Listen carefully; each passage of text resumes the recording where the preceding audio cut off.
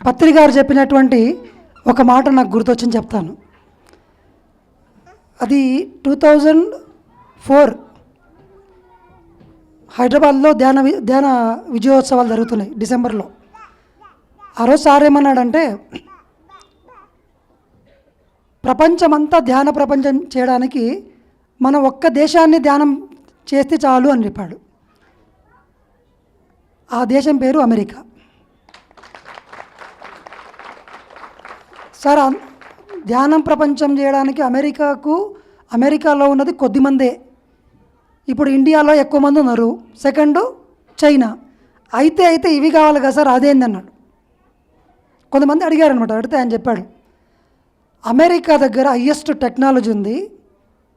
ఆ టెక్నాలజీతో ప్రపంచానికి ఒక్కటే రోజు ధ్యానం చెప్పేస్తాడు, మొత్తం ప్రపంచానికి. అమెరికా 2004లో పత్రిజీ గారు సికింద్రాబాద్ గ్రౌండ్స్లో చెప్పారు. ఇవాళ అట్లాంటాలో ఒకటి పెద్ద పిరమిడ్ కన్స్ట్రక్షన్ స్టార్ట్ అవుతుంది. 40 acres ల్యాండ్ తీసుకొని కన్స్ట్రక్షన్ కూడా స్టార్ట్ అయింది. నిన్ననే నేను ఇమేజెస్ చూసాను, అక్కడ నుంచి ఇమేజెస్ వచ్చాయి.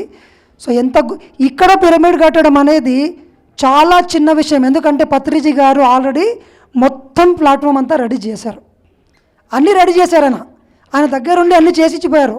కానీ అక్కడ కట్టడం అనేది నిజంగా చాలా గొప్ప విషయం. వీళ్ళందరికీ గట్టిగా చప్పట్లు కొడదాం. ముఖ్యంగా సీతాల్ మేడంకి, పిఎంసి యూఎస్ఏ వాళ్ళకి, పిఎస్ఎస్ఎం గ్లోబల్ యూఎస్ఏ వాళ్ళకి గట్టిగా చప్పట్లు కొడదాం. ప్రపంచం మొత్తానికి అమెరికా ఒకటే రోజులో ధ్యానం చెప్పబోతుంది అంటే ఎలా అంటే ఇలాగనమాట. అంటే ప్రపంచంలో ఈ మధ్యలో నాకు ఇంకొక చిన్న విషయం తెలిసింది. ఏంటంటే అమెరికా అంటున్నారు కదా, గమ్మత్తైన విషయం ఏంటంటే అమెరికాలో ఉన్న సీఈఓలందరూ మన తెలుగు వాళ్ళు. అమెరికాలో మన తెలంగాణ ఆంధ్ర రాష్ట్రాలు ఉన్నాయి. అక్కడ టెంపుల్స్ ఉన్నాయి. మొత్తం మన వాళ్ళే అక్కడి వాళ్ళకి జాబులు ఇస్తున్నారు. మేధస్సు అంతా ఇక్కడ నుంచి అటుపోయింది. చివరికి మళ్ళీ ఎక్కడికి వచ్చింది? ఇండియాకే వచ్చింది. సో ఇండియా అమెరికాకు పోయి అమెరికా ద్వారా ప్రపంచానికి ధ్యానం చెప్తుంది.